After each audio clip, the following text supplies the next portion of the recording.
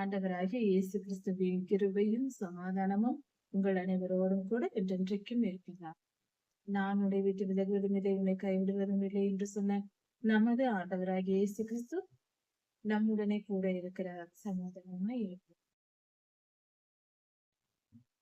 எசேக்கியேல் 30ஆம் அதிகாரம் 1 முதல். கிமு 560 வருடங்களுக்கு முன்பாக, அதாவது இப்போதிலிருந்து 2500 வருடங்களுக்கு முன்பாக இஸ்ரவேல் தேசத்தில் எசேக்கியேல் தீர்க்கதரிசியினிடத்தில் கர்த்தர் பேசி சொல்லிய வார்த்தைகள். இஸ்ரவேல் தேசத்திற்கு நடக்க போகிற நியாய தீர்ப்புகள், நடக்க போகிற காரியங்கள் இவைகளையெல்லாம் கர்த்தர் சொன்னார். அதன் பின்பு இஸ்ரவேலருக்கு துன்பம் கொடுத்த, இஸ்ரவேலரை தூஷித்த, அவர்களை பரியாசம் செய்த இஸ்ரவேலரின் சத்துருக்களை கர்த்தர் எப்படி பழி வாங்குகிறார் என்பதை குறித்து இந்த தீர்க்க தரிசன வசனங்கள் எசேக்கியேல் தீர்க்கதரிசிக்கு சொல்லப்படுகிறது. இப்படியெல்லாம் நான் செய்ய போகிறேன் என்று கர்த்தர் சொல்லுகிறார். அதாவது மனிதனை படைத்த போது கர்த்தர் மனிதனை இந்த உலகத்தின் அதிபதியாக வைத்தார். இந்த உலகத்தை ஆளுகிற ராஜாவாக நீங்கள் ஆண்டு கொள்ளுங்கள், பழகி பெருகுங்கள் என்று ஆதியாகமம் 1ஆம் அதிகாரத்தில் சொல்லியிருக்கிறார். அப்படி இருக்க இந்த பூமியில் எந்த காரியம் நடந்தாலும் கர்த்தர் அந்த காரியத்தை செய்வதற்கு முன்பாகவே ஒரு மனிதனிடம், தம்முடைய தீர்க்கதரிசி ஒருவரிடம் அந்த காரியத்தை குறித்து கர்த்தர் சொல்லுவார். இது கர்த்தருடைய பழக்கம், அவருடைய குணம், அவருடைய நீதி. அது கர்த்தர் இப்படி செய்வது வழக்கம். இப்படி இருக்க இஸ்ரவேலரை துன்பப்படுத்தின எகிப்தை நான் எப்படி பழி வாங்குவேன் என்று எசேக்கியேல் ஐயாவுக்கு கர்த்தர் சொல்லுகிறார். இது முக்கியமான காரியம் என்னவென்றால், கர்த்தர் இதை சொல்லிவிட்டார். இது நடந்து முடிந்து விட்டது. 2000 வருடங்களுக்கு முன்பே நடந்து முடிந்த காரியம். ஆனால் இந்த வேத பகுதி நமக்கு கொடுக்கப்பட்டிருக்கிறது வேதாகமத்தில். நாம் இதை தியானிக்கிறோம். நினைக்கலாம், கர்த்தர் தீர்க்க தரிசனம் உரைத்தார், அது நிறைவேறியும் முடிந்து விட்டது, அது ஏதோ ஒரு நாட்டிற்கு. அப்படி என்றால் இன்று நாம் இதை ஏன் தியானிக்க வேண்டும்? முடிந்து போனது அல்லவா? அதனால் இப்படி நினைக்கலாம். ஒரு காரியம் நடந்து நன்றாக புரிந்து கொள்வோம். வேதாகமம் முழுவதும் நம் கைகளில் கொடுக்கப்பட்டிருக்கிற ஒவ்வொரு வார்த்தையும், அந்த வார்த்தையின் ஒவ்வொரு உறுப்பும், ஒரு எழுத்தின் ஒரு துளி பகுதி கூட தேவையில்லாதது அல்ல. அது மட்டுமல்ல, மிக மிக மிக முக்கியமானது. ஒரு மனிதனுக்கு ஜீவன் எப்படி முக்கியமோ, உயிர் எப்படி முக்கியமோ, அது போல அதைவிட அதிகமாக இந்த உலகத்திற்கு கர்த்தருடைய வார்த்தையாகிய இந்த வேத வசனம் முக்கியம். அதை உணர்ந்து கொள்வோம். வேத வசனம் இப்பொழுது அற்பமாய் எண்ணப்படுவது இந்த இந்த உலக வரலாற்றில், இந்த காலகட்டத்தில் எல்லோருக்கும் வேதாகமம் கொடுக்கப்பட்டிருக்கிறது. சுலபமாக கிடைக்கிறது. பெரும்பாலானவர்களுக்கு கிடைத்து விடுகிறது.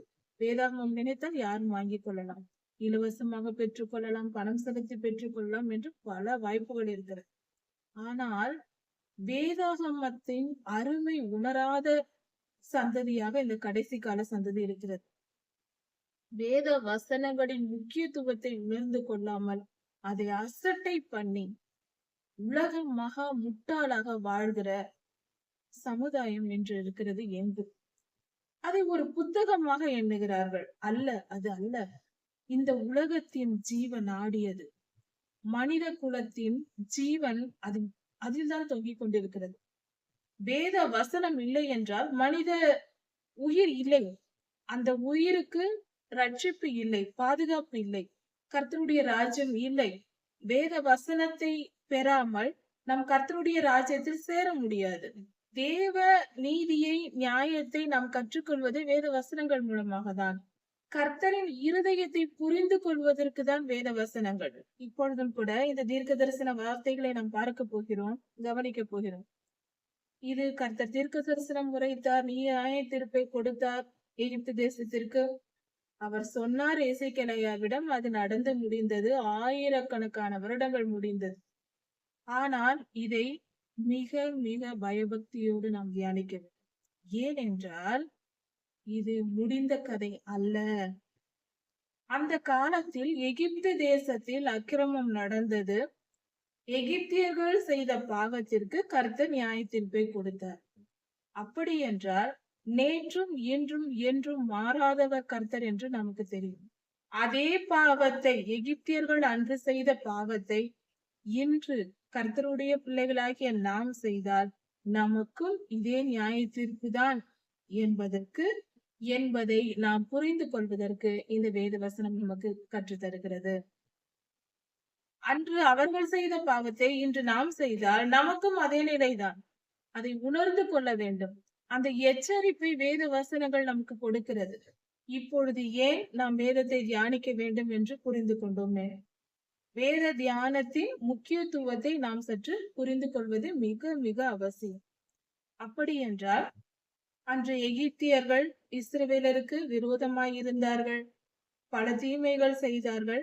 ஆனால் எகிப்தியரை இஸ்ரவேலர் சார்ந்திருந்த காலமும் உண்டு, அவர்கள் உதவியை எதிர்பார்த்திருந்த காலமும் உண்டு. சரி, இன்னொரு காரியம் என்னவென்றால் கர்த்தரின் சுபாவத்தை நாம் புரிந்து கொள்ள எந்த காரியத்தை நாம் செய்யலாம், எதை செய்யக்கூடாது என்ற தெளிவை வேத வசனத்தை பைபிள் முழுவதும் வாசிக்கும் போது நாம் நம் வாழ்க்கையின் காரியங்களையும் புரிந்து கொள்ள முடியும். நம் வாழ்க்கையில் நடக்கிற எல்லா தேசத்தில் இருப்பவர்களுக்கும், எல்லா காலங்களில் வாழ்கிறவர்களுக்கும், எல்லா வயதினருக்கும் தேவையான ஆலோசனைகள் வேதத்தில் இருக்கிறது. எதை செய்யலாம், எதை செய்யக்கூடாது, எது பாவம், எது பரிசுத்தம் என்று சொல்லப்பட்டிருக்கிறது. அதனால் இதை புரிந்து கொண்டு கற்றுக்கொள்கிற நாம் இதை பயன்படுத்தி கொள்ளும் போது, அறிந்து கொள்ளும் போது நம் வாழ்க்கையை செம்மையான பாதையில் நடத்த முடியும். சரியான வாழ்க்கையை நம்மால் வாழ முடியும். அதனால் வேத வசனத்தை தியானிப்பது அவசியம். எல்லா வசனங்களையும் படிப்பது அவசியம். ஆதியாகமம் முதல் வெளிப்படுத்தல் வரை, அதாவது அங்கு இங்கும் விட்டு படிக்க கூடாது. முழுமையாக, தெளிவாக, பொறுமையாக, அமைதியாக கர்த்தருடைய சன்னிதானத்தில் தியானத்தோடு படிக்க வேண்டும். வெறும் வாசித்து கொண்டு போகாமல் அதை ஒவ்வொரு வார்த்தையும் தியானித்து, ஒவ்வொரு வார்த்தையும் புரிந்து கொண்டு அடுத்த வசனத்திற்கு செல்ல வேண்டும். இப்படியாக புரிந்து கொண்டு ஒவ்வொரு முறை நாம் ஆதியாகமம் முதல் வெளிப்படுத்தல் வரை படிக்க வேண்டும் என்றால் ஒரு நாளைக்கு 1 மணி நேரம் ஒதுக்கினால் கூட போதுமானது. 1 மணி நேரம் 4-5 அதிகாரங்கள் படித்து முடித்தால் ஒரு வருடத்தில் நாம் ஒரு முறை வேதாகமத்தை படித்து விடலாம். அப்படிதான் படிக்க வேண்டும் என்று இல்லை. 1 மாதம் 2 மாதம் முன்னமே படிக்கலாம், அடுத்து 2 மாதங்கள் சேர்த்து கூட படிக்கலாம், தவறு இல்லை. ஆனால் ஒரு நாளைக்கு 4 அல்லது 5 அதிகாரங்கள் படித்துக் கொண்டு வந்தால் நாம் நேரத்தை கர்த்தருடைய சந்நிதியில் செலவழிக்க அது ஒரு வாய்ப்பாகவும் அமையும். அந்த வசனத்தை நமக்குள் நாம் செல்லும் போது ஒவ்வொரு நாளும் கர்த்தருடைய ஆசீர்வாதத்தை நாம் பெற்றுக்கொள்வோம். ஆசீர்வாதம் வேண்டும் என்று எதிர்பார்க்கிறோம். ஆனால் அதற்கான ஒரே வழி கர்த்தருடைய சன்னிதானத்தில் காத்திருப்பதுதான். கர்த்தரிடத்தில் காத்திருப்பது என்றால் என்ன? அவரிடத்தில் ஜெபித்துக் கொண்டிருப்பது, வேதத்தை தியானித்துக் கொண்டிருப்பது போன்ற காரியங்கள். கர்த்தரை நினைத்திருக்கிற நேரங்கள் தான் காத்திருப்பது. அப்படி என்று பார்க்கும்போது நாம் நம்முடைய உலக வாழ்க்கையை மறந்து வேதத்தை தியானிப்பது என்பது சுலபமாகிவிடும். ஜெபிக்க ஆரம்பத்தில் மிகவும் கடினமாக இருக்கும். கொஞ்ச நேரம் ஜெபித்ததும் என்ன ஜெபிப்பது என்று தெரியாது, சீக்கிரம் முடித்து விடுவோம். 1 மணி நேரம் 2 மணி நேரம் ஜெபிக்க வேண்டும் என்று வாஞ்சை இருந்தாலும் நமக்கு ஜெபிக்க முடியாது. ஆனால் வேத தியானம் அப்படி அல்ல. நாம் தொடர்ந்து தியானிக்கலாம். கர்த்தருக்கு காத்திருக்குதல் என்பதை சுலபமாக நாம் செய்யலாம் வேத தியானத்தில்.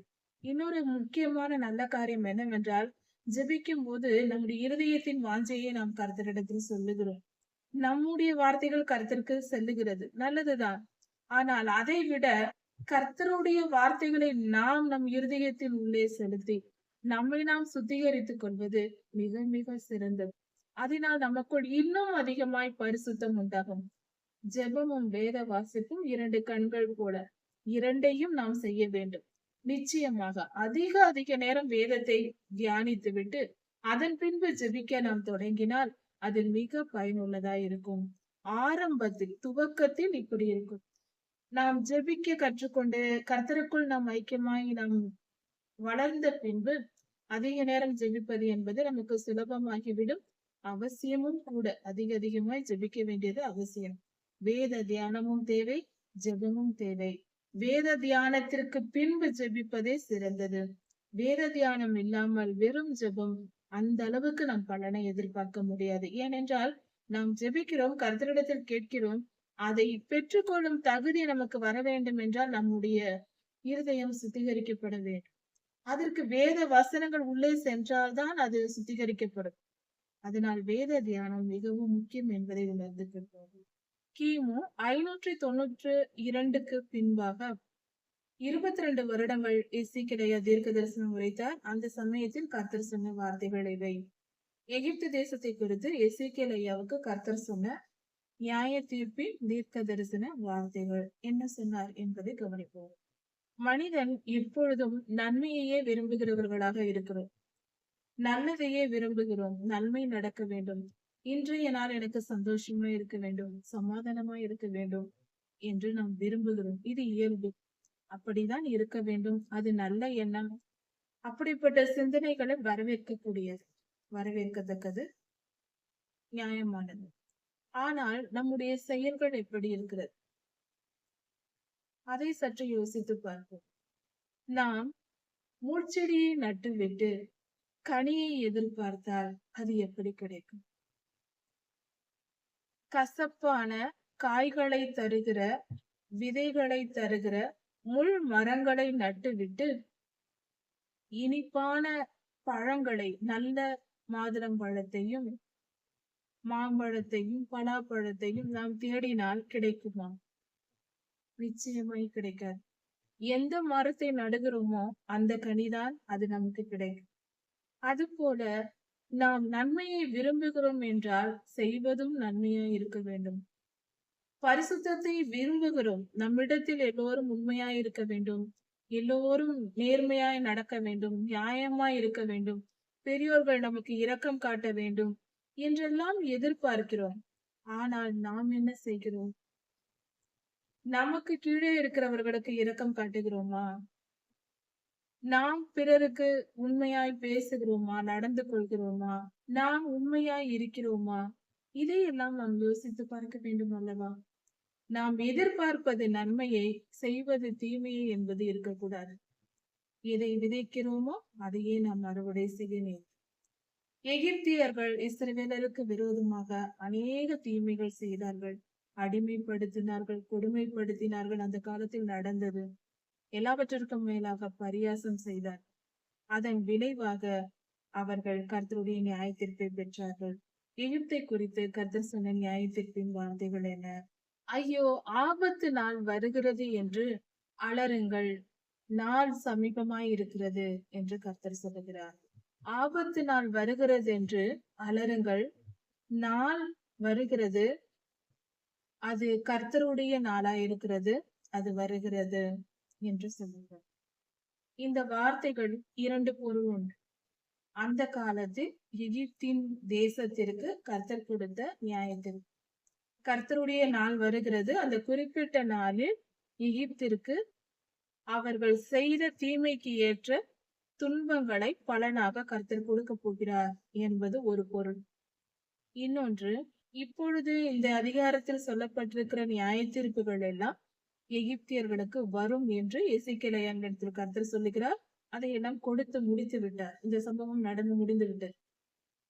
ஆனால் அன்று எகிப்தில் இருந்தவர்கள் இன்று வரை உலகத்தின் எந்த தேசத்தில் இருந்தாலும் யார் யார் இப்படிப்பட்ட தவறுகளை செய்கிறார்களோ அவர்களுக்கு கர்த்தர் இப்படிப்பட்ட நியாய தீர்ப்பை கொடுப்பார் என்பதை நாம் அறிந்து கொள்ள வேண்டும்.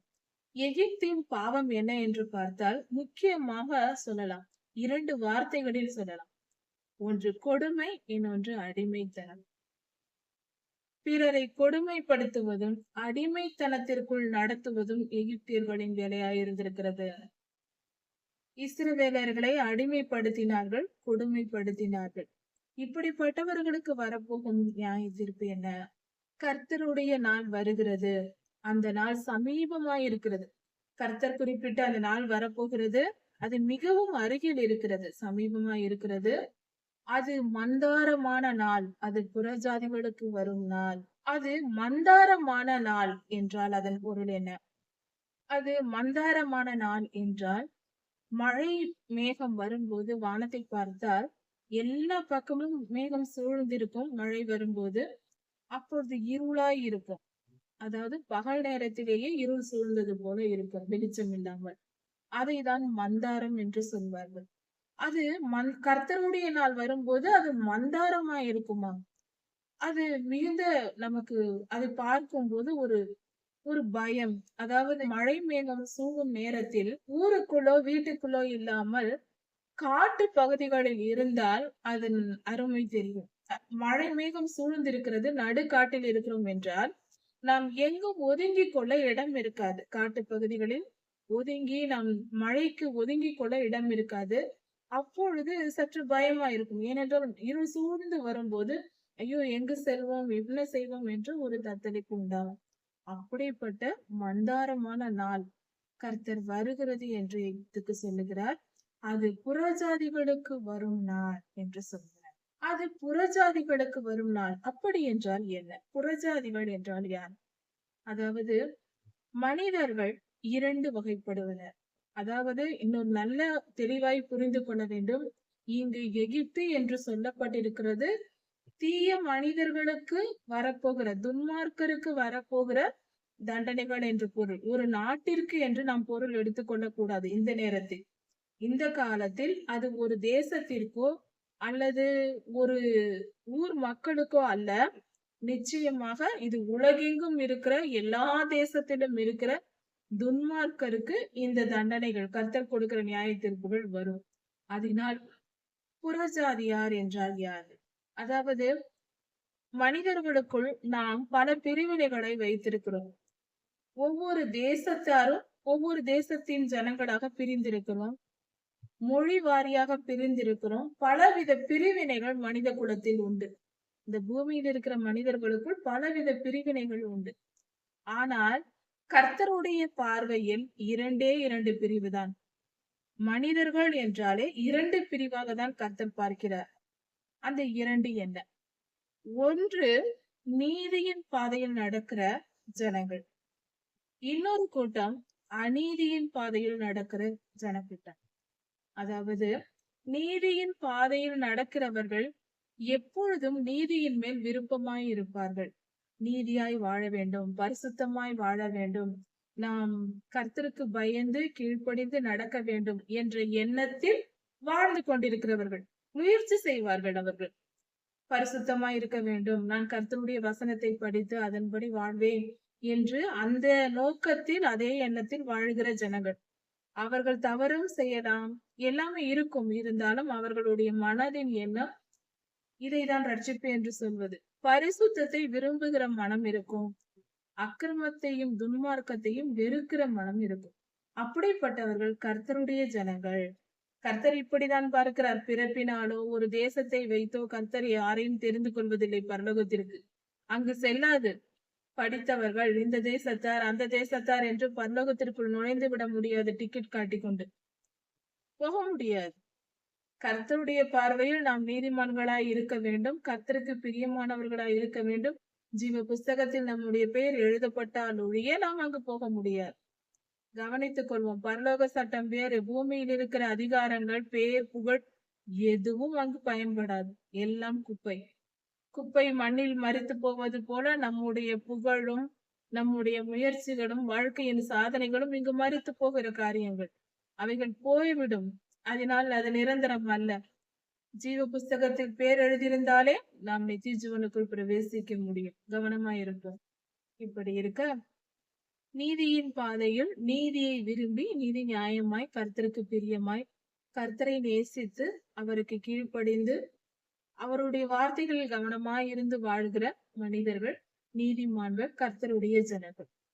புறஜாதியார் என்றால் கர்த்தரை ஏற்றுக்கொள்ளாமல், கர்த்தருடைய வழிகளில் நடக்காமல், அக்கிரமத்தை விரும்பி, துன்மார்க்கத்தை விரும்பி, உலக இச்சைகளின் மேல் நாட்டமாய் இருப்பவர்கள். மனதளவில் அவர்கள் உலக ஆசைகளில் மூழ்கியிருப்பார்கள். பணம் சம்பாதிப்பது, உலக இன்பங்களை அனுபவிப்பது போன்ற காரியங்களில் மனதை செலுத்தி வாழ்கிறவர்கள் புறஜாதியார். அவர்கள் கிறிஸ்தவர்களாய் இருந்தாலும் அவர்கள் புறஜாதியார் தான். மனதளவில் உலக வாழ்க்கையின் மேல் நோக்கமாய் இருந்து வாழ்கிற யாருமே கிறிஸ்தவர்கள் அல்ல. அவர்களாக சொல்லிக் கொண்டால் அதற்கு நாம் பொறுப்பாக முடியாது. கர்த்தர் சொல்ல வேண்டும், இவள் கிறிஸ்தவள், இவள் என்னுடையவள் என்று கர்த்தர் சொல்ல வேண்டும். நாம சொல்லிக் கொள்வதினால் செல்லாது. இப்பொழுது ஒரு அரசாங்க அலுவலகத்தில் போய் நின்று கொண்டு நான் ஒரு மந்திரி என்று நாம் சொல்லிக் கொண்டால் நாம் மந்திரியாகிவிட முடியுமா? நான் தான் மந்திரி, நான் தான் மிகப்பெரிய போலீஸ் அதிகாரி என்று சொன்னால் அது செல்லாது. அவர்கள் சொல்ல வேண்டும், சட்டம் சொல்ல வேண்டும் அல்லவா? அதுபோல நாம கிறிஸ்தவர்கள் கிறிஸ்தவர்கள் என்று சொல்லிக் கொள்வது அல்ல. கர்த்தர் சொல்ல வேண்டும், இவள் என்னுடையவள், இவன் என்னுடையவன், இவள் கிறிஸ்தவள் என்று அவர் சொல்ல வேண்டும். அவர் சொல்லும்படி நாம் வாழ வேண்டும். அவருடைய வார்த்தைக்கு செவி கொடுத்து அவருக்கு பிள்ளைகள் ஆக வேண்டும். இதைதான் கர்த்தர் எதிர்பார்க்கிறார். சரி, அப்படி இல்லாதவர்களை புறஜாதியார். கர்த்தரை நேசித்து கர்த்தருடைய வழிகளை நடந்து அவருடைய வசனத்தை கை கொண்டு வாழ விரும்புகிறவர்கள் கர்த்தருடைய பிள்ளைகள். வாழ விரும்புகிறவர்கள் நன்றாக கவனிக்க வேண்டும். அப்படி வாழ வேண்டும் என்று விரும்புகிறவர்கள் கர்த்தருடைய பிள்ளைகள். கர்த்தரை நேசிக்காமல் அவரை விரும்புவதில்லை, அவருடைய வழிகள் பிடிக்காது, நீதி நியாயங்கள் பிடிக்காது, உலகத்தில் இன்பமாய் வாழ வேண்டும், உலக இன்பங்களை அனுபவித்தால் போதும் என்று வாழ்பவர்கள் புறஜாதியார். இந்த புறஜாதியாருக்கு தான் கர்த்தர் நியாய தீர்ப்பை சொல்லுகிறார். இந்த வேத அதிகாரத்தில் கர்த்தர் சொல்லுகிற வார்த்தைகள் இந்த இரண்டாம் ரகம் உலக இன்பங்களை அனுபவித்து வாழ வேண்டும் என்ற நோக்கத்தில் வாழ்கிற ஜனங்களாகிய புறஜாதியாருக்கு கர்த்தர் சொல்லுகிற வார்த்தை. அப்படிப்பட்டவர்களுக்கு உலக இன்பங்களை தேடி உலக வாழ்க்கையை வாழ்ந்து கொண்டு கர்த்தர் மேல் அன்பு கூறாமல் இருக்கிற ஜனங்களுக்கு கர்த்தர் சொல்லுகிற வார்த்தை, எகிப்திலே பட்டயம் வரும், அதனால் ஜனங்கள் அநேகர் அழிந்து போவார்கள். அப்படி அழிந்து போகும்போது, எகிப்தில் அழிவு உண்டாகும் போது எத்தியோப்பியாவில் வேதனை உண்டாகும் என்று கர்த்தர் சொல்லுகிறார். எத்தியோப்பியாவில் மகா வேதனை உண்டாகும். அங்கிருக்கிற ஜனங்களை அநேகரை பிடித்து கொண்டு போவார்கள். அதன் அஸ்திபாரங்கள் நிர்மூலமாக்கப்படும் என்று கர்த்தர் சொல்லுகிறார். எகிப்திலே பட்டயம் வரும், அது எத்தியோப்பியாவையும் சேர்ந்து துன்பப்படுத்தும். எத்தியோப்பியரும் பூத்தியரும் லூத்தியரும் கலந்த கூட்டமாகிய ஜனங்களும் கூபியரும் அவர்களோடு கூட உடன்படிக்கைக்குள்ளான ஜனங்களும் அவர்களோடு கூட பட்டயத்தில் விழுவார்கள்.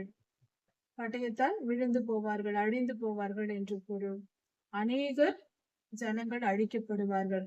அதாவது எந்தெந்த இன மக்கள் எகிப்திலும் எத்தியோப்பியாவிலும் அழிவு உண்டாகும், அநேகர் அழிக்கப்படுவார்கள். எந்தெந்த இன மக்கள் என்று சொல்லப்பட்டிருக்கிறது. எகிப்துக்கு ஆதரவு கொடுக்கிறவர்களும் அழிந்து போவார்களாம். எகிப்து தேசத்திற்கு துணை நிற்கிறவர்கள், ஆதரவாக அன்பாக இருக்கிறவர்களும் சேர்ந்து அழிந்து போவார்களாம். அந்த தேசத்தின் பலத்தின், எகிப்தின் பலத்தின் முக்கியமும் அழிந்து போகும் என்று கர்த்தர் சொல்லுகிறார். அதனுடைய பலமும் அழிந்து போகுமா. மிக பெரிய தீமை எகிப்துக்கு வரப்போகிறது. அதன் இராணுவ சேனை அழிந்து போகும் என்பது பொருள். அதனுடைய பலம், ஒரு தேசத்தின் பலம் இராணுவம், அந்த இராணுவமும் அழிந்து போகும் என்று பொருள். தேசம் தாழ்ந்து போகும் என்று கர்த்தர் சொல்லுகிறார். தாழ்வடையும். அதில் மிக்தோல் முதல் செவனே வரைக்கும் பட்டயத்தினால் விழுவார்கள் என்று கர்த்தராகிய ஆண்டவர் சொல்லுகிறார். பட்டயத்தினால் அங்கிருக்கிற அந்த ஜனங்கள் எல்லாம் அழிந்து போவார்கள் என்று சொல்லுகிறார். கர்த்தருடைய நியாயத்திற்கு வருகிறது. அநேகர் அழிந்து போவார்கள் அந்த தேசத்தின் ஜனங்கள் என்று பொருள். பாழாய் போன தேசங்களில், வீணாய் போன தேசங்களில் அவர்கள் பாழாய் போவார்கள். அழிந்து போகும் பட்டணங்கள், அந்த தேசம் அழிந்து போகும், அந்த தேசத்திற்குள் இருக்கிற ஜனங்களும் அழிந்து போவார்கள் என்று பொருள். அந்த தேசத்தின் நடுவிலே அவர்கள் அழிந்து போவார்கள். பட்டணங்கள் அவாந்திரமாக்கப்பட்டு போகும். அப்படி என்றால் பட்டணம் எல்லாம், ஒவ்வொரு சிட்டி என்று சொல்லுகிறோம், நகரம் என்று சொல்லுகிறோம், அவையெல்லாம் அவாந்திரமாக்கப்பட்டது என்றால் ஒன்றும் இல்லாமல் போனது. அதாவது நகரம் என்றாலே மிகுந்த சத்தமும் மிகுந்த சலசலப்பும் உள்ள இடமா இருக்கும். அவாந்திரம் என்றால் ஒன்றுமே இல்லாமல் அமைதியா இருப்பது. அப்படி என்றால் பட்டணம் முழுவதும் அழிக்கப்பட்டு வெட்ட வெளியாய் கிடக்கும்.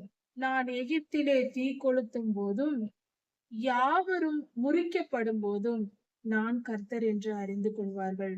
எல்லோரையும் நான் அழிக்கும் போது என் வல்லமை அப்பொழுது தெரியும், நான் கர்த்தர் என்று அவர்கள் உணர்ந்து கொள்வார்கள் என்று கர்த்தர் சொல்லுகிறார். பல இடங்களில் கர்த்தர் இந்த வார்த்தையை சொல்லுவார்.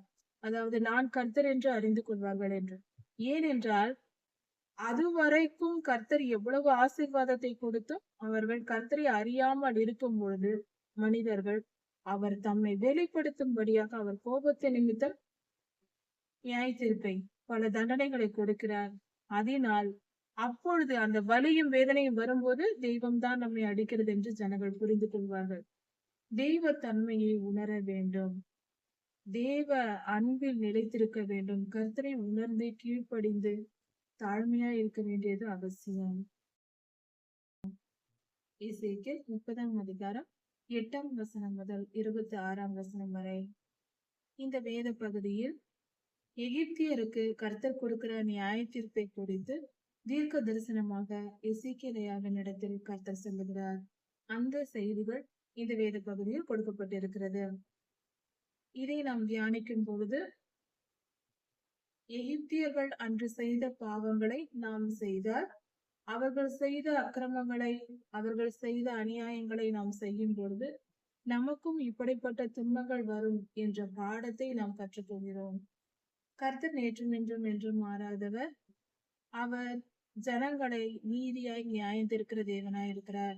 அநியாயமாய் அக்கிரமமாய் வாழ்கிறவர்களுக்கு அவர்கள் வாழ்நாள் முழுவதும் திருந்தாமல் அவர்கள் பாவம் செய்து பிறருக்கு துன்பத்தை கொடுத்துவிட்டு அவர்கள் வாழ்கிறார்கள் என்றால் அப்படிப்பட்டவர்களை கர்த்தர் நியாயம் விசாரிக்காமல் இருப்பதில்லை.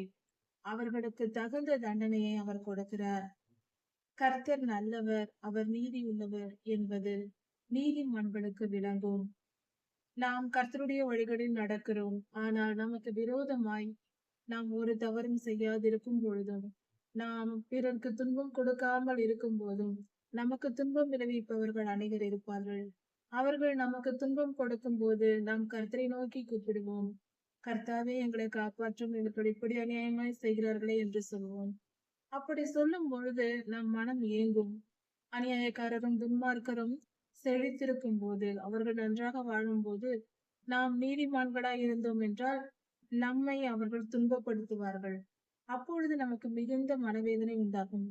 பாவம் செய்கிறவர்கள் இவர்கள், ஆனால் தண்டனை அனுபவிக்கிறவர்கள் நாம் என்று நமக்கு தோன்றும் அப்படியாக.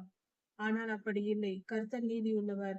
அவரவர் செய்கிற அநியாயத்திற்கும் அக்கிரமத்திற்கும் கர்த்தர் நீதியாய் நியாயத்திருப்பார். அவர் நீதி உள்ளவர் என்பதை இந்த வேத பகுதி நமக்கு வெளிப்படுத்துகிறது. அவர் கர்த்தர், இந்த உலகத்தில் சர்வ வல்லமை பொருந்தியவர் என்பதையும் இந்த வேத பகுதி நமக்கு வெளிப்படுத்துகிறது. யாரையும் தண்டிக்கவும் யாரையும் காப்பாற்றவும் அவர் வல்லமை உள்ளவர் என்பதையும் புரிந்து கொள்ளலாம். கர்த்தர் தம்முடைய வல்லமையை வெளிப்படுத்தும்படியாக எகிப்தியர்கள் செய்த அக்கிரமத்தின் நிமித்தம், இஸ்ரவேலருக்கு செய்த துரோகத்தின் நிமித்தமும் மற்ற எல்லா அக்கிரமங்களின் நிமித்தமும் கர்த்தர் அவர்களை எகிப்திலே, அந்த தேசத்திலே தீ கொளுத்துவேன் என்று சொல்லுகிறார். அவர்களுக்கு தண்டனை கொடுப்பேன் என்று சொல்லுகிறார். எத்தியோப்பிய தேசத்தார் நிர்விசாரமாய் வாழ்ந்திருக்கிறார்கள். நிர்விசாரம் என்றால் கேர்லெஸ்னஸ், பொறுப்பில்லாமல் நடப்பது. அதாவது இதுவும் பாவம் என்றே கர்த்தர் சொல்லுகிறார். கர்த்தரின் வல்லமையை அறிந்து உணர்ந்து செயல்படாமல், ஏனோதானோ என்று எதையும் கேட்டுக்கொள்ளாமல், எதையும் பெரிதாய் எடுத்துக்கொள்ளாமல் சிலர் இருப்பார்கள். எந்த விஷயத்தையும், முக்கியமான காரியத்தை கூட ஒரு பொருட்டாய் எண்ண மாட்டார்கள். அப்படியே மந்தமாய் இருப்பார்கள். அதற்கு பெயர் தான் நிர்விசாரம். கர்த்தருக்குரிய காரியங்களை, கர்த்தருக்கேற்ற காரியங்களில் பயபக்தியாக உண்மையாக இருக்க வேண்டும். நீதி நியாயங்களை கடைபிடிப்பதில் கவனமாய் இருக்க வேண்டும். அப்படி இல்லாமல் எது வேண்டுமென்றாலும் எப்படி வேண்டுமென்றாலும் போகட்டும் என்று நினைப்பது நிர்விசாரம். நான் எப்படி வேண்டுமென்றாலும் இருப்பேன், யார் சொல்வதையும் கேட்க மாட்டேன் என்று இருப்பார்கள். அதற்கு பெயர் நிர்விசாரம். அப்படிப்பட்டவர்கள் கேர்லெஸ்ஸாக, ஒரு பொருட்டாக எதையும் எண்ணாதவர்களுக்கு கர்த்தர் நியாய தீர்ப்பை கொடுப்பார். எத்தனை முறை சொல்லியும் அவர்கள் அப்படியே இருப்பார். அதனால் கர்த்தர் அவர்களை தண்டிக்கிறார். அப்படிப்பட்ட எத்தியோப்பியரை தண்டிக்க கப்பல்களில் தூது ஆட்கள் போவார்கள் என்று கர்த்தர் சொல்லுகிறார். எகிப்து தேசத்தின் ஜனங்கள், அதாவது எத்தியோப்பியர்கள் பாவம் செய்தார்கள். அவர்களை தண்டிக்க கர்த்தர் கப்பல் வழியாய் அவர்களுக்கு ஆள் அனுப்புவாராம்.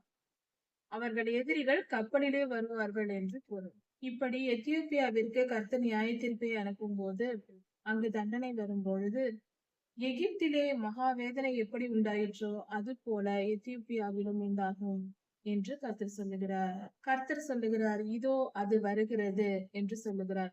அப்படி என்றால் கர்த்தருடைய நாள் வருகிறது என்று பொருள். கர்த்தர் நியாயம் தீர்க்கக்கூடிய நாள் வருகிறது. அப்பொழுது கர்த்தர் என்ன செய்வார் என்று இங்கு சொல்லப்பட்டிருக்கிறது.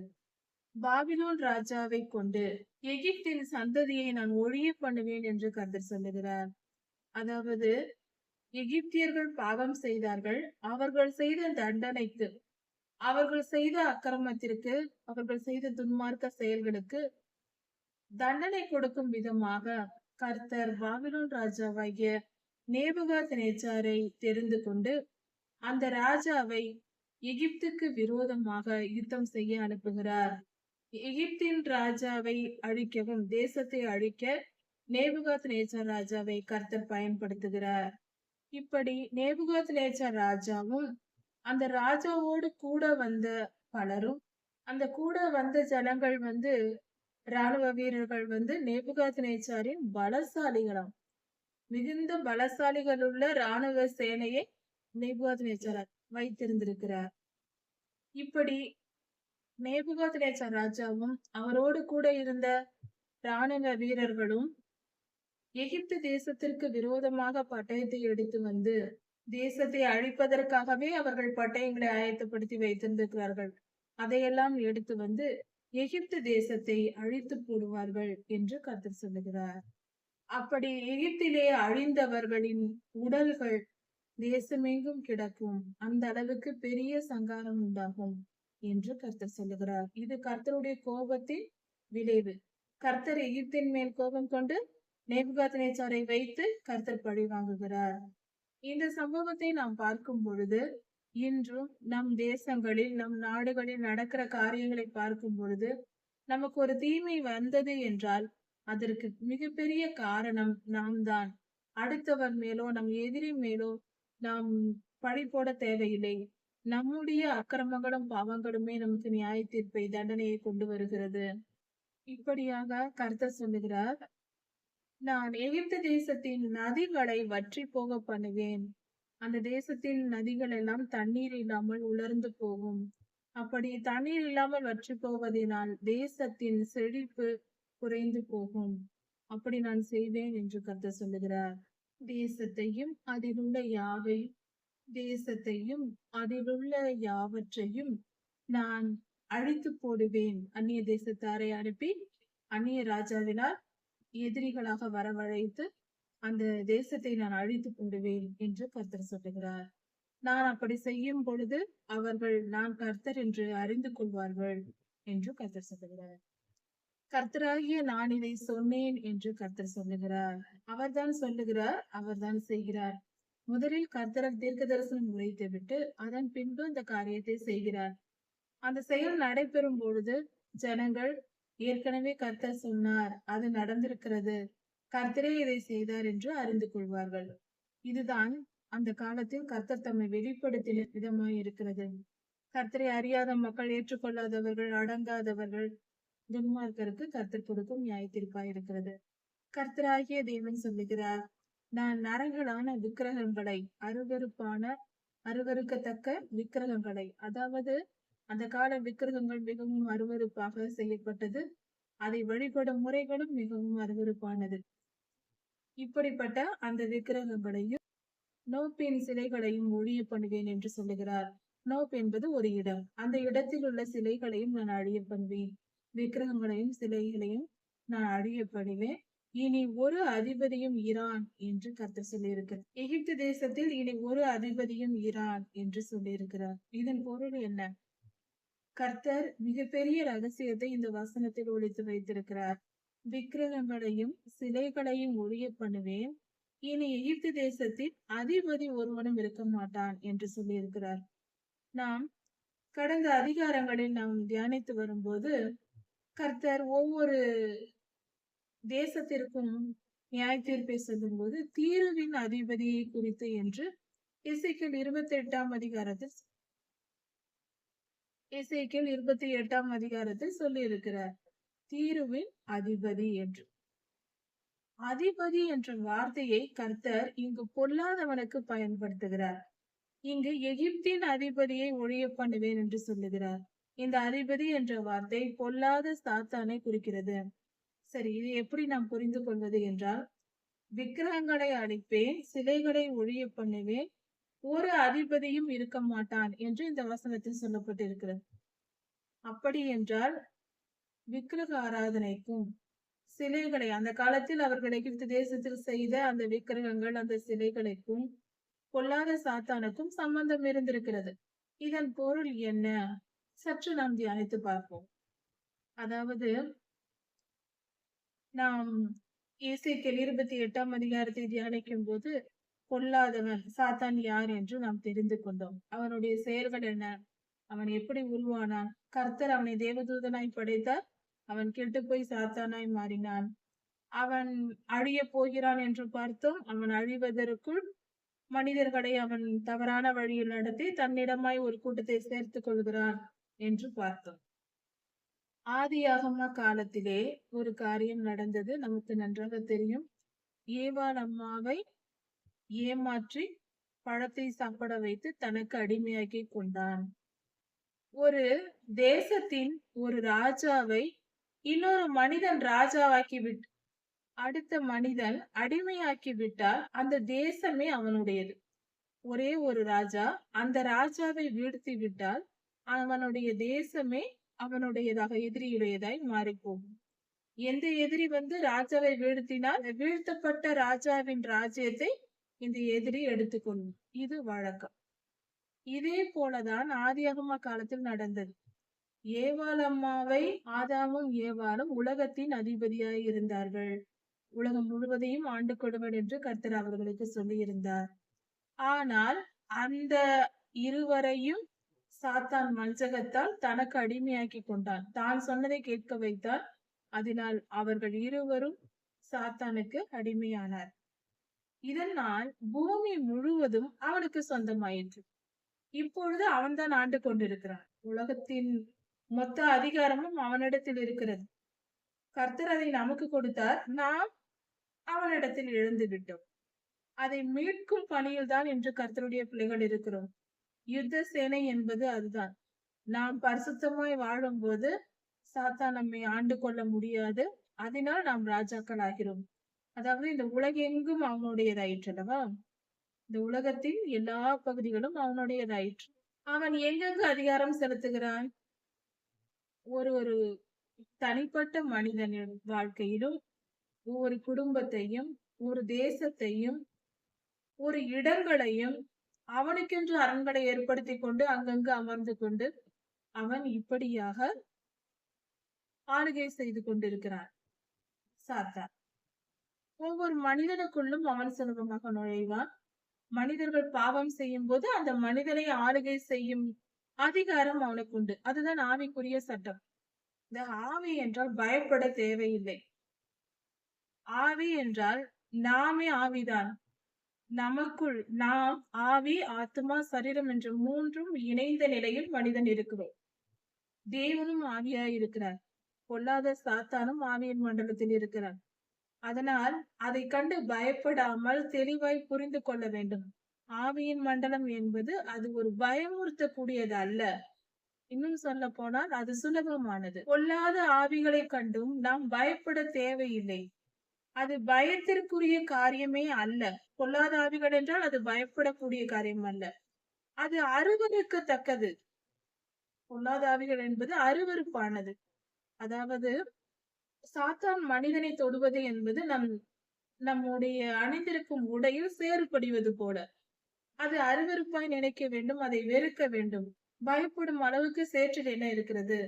அது போலதான் சாத்தானை பார்த்து மனிதர்கள் பயப்படக்கூடாது. அவன் அருவருப்பானவன் என்பதால் அவனுடைய செயல்களையும் அவனையும் வெறுக்க வேண்டும். அவன் பாவம் செய்ய தூண்டுவான். அவன் பாவத்தின் அதிகாரியா இருக்கிறான். கர்த்தர் இந்த விக்கிரக ஆராதனைக்கும் சிலைகளுக்கும் இப்படிதான் மனிதர்கள் இப்படிப்பட்ட அருவருப்பான விக்கிரகங்களையும் சிலைகளையும் செய்து அதை வணங்கும் பொழுது சாத்தான் அதற்குள் நுழைந்து அவர்களை, அதாவது கர்த்தருக்கு விரோதமாக இப்படிப்பட்ட காரியங்களை செய்ய வைப்பதே சாத்தான் தான். செய்ய வைத்து கர்த்தருக்கு முன்பாக ஜனங்களை பிரித்து விடுகிறார். கர்த்தரிடத்திலிருந்து பிரித்து விட்டு பாவம் செய்ய வைத்து கர்த்தருடைய கரங்களால் அந்த மனிதர்கள் அழியும்படி செய்கிறார். அதனால் சிலைகள் விக்கிரக ஆராதனை செய்வது என்பது செய்ய தூண்டுவது சாத்தான் தான். அப்படி செய்யும் போது அந்த மனிதர்களை பிடித்து கொண்டு தன் பேச்சை கேட்கிறவர்களை பிடித்து கொண்டு அவர்களை பாவ வழியில் நடத்தி அவர்களை துன்பப்படுத்தி கொடுமைப்படுத்தி அவனை சித்திரவதை அந்த மனிதர்களை சித்திரவதை செய்வது அவனுடைய வழக்கம், சாத்தானின் வழக்கம்.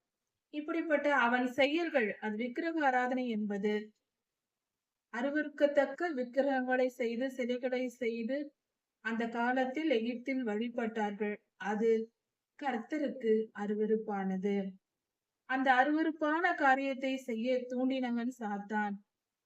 அந்த சிலைகளை கர்த்தர் அழித்து போட்டார். அதனால் அவன் செயல்கள், அவனுடைய பலன், அவனுடைய உழைப்பு எல்லாம் வீணாய் போயிற்று. அவனையே கர்த்தர் அழித்து போட்டார். அவைகள் அழிக்கப்பட்ட போது, சிலைகள் அழிக்கப்பட்ட போது அவன் செயல்களும் அவனும் அழிந்து போகிறான். பாதாளத்தில் அடைக்கப்படுகிறான். அவன் தங்குமிடம் இல்லாமல் போகிறது. பத்ரோஸை பாழாக்கி சோவானிலே தீ கொளுத்தி நோ பட்டணத்தில் ஆக்கினைகளை செய்து எகிப்தின் பெலனாகிய சீனின் மேல் என் உக்கிரத்தை ஊற்றி மகா கோபத்தை சீன் தேசத்தின் மேல் கர்த்தர் ஊற்றுவாராம். சீன் என்பது இந்த காலத்தில் இருக்கிற பெல்ஜியம் நாடு என்று கொடுக்கப்பட்டிருக்கிறது. நோ பட்டணத்தின் ஏராளமான ஜனங்களை நான் அழித்து போடுவேன் என்று கர்த்தர் சொல்கிறார்.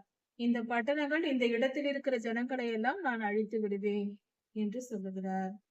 எகிப்தில் தீ கொளுத்துவேன், சீன் மகா வேதனை அடையும். இப்படி அக்கினியினாலும் கர்த்தர் நியாய தீர்ப்பை கொடுப்பார். நோ பட்டணம் தகர்ந்து இடிந்து போகும். நோ எனும் இடத்திற்கு தினந்தோறும் நெருக்கங்கள் உண்டாகும். மிகப்பெரிய துன்பங்கள் வரும். எதிரிகள் இந்த இடங்களை ஆக்கிரமித்து துன்பப்படுத்துவார்கள் என்று பொருள். ஆபேன் பிபேசெத் என்கிற பட்டணத்தின் ஜனங்கள் பட்டயத்தால் விழுந்து போவார்கள்.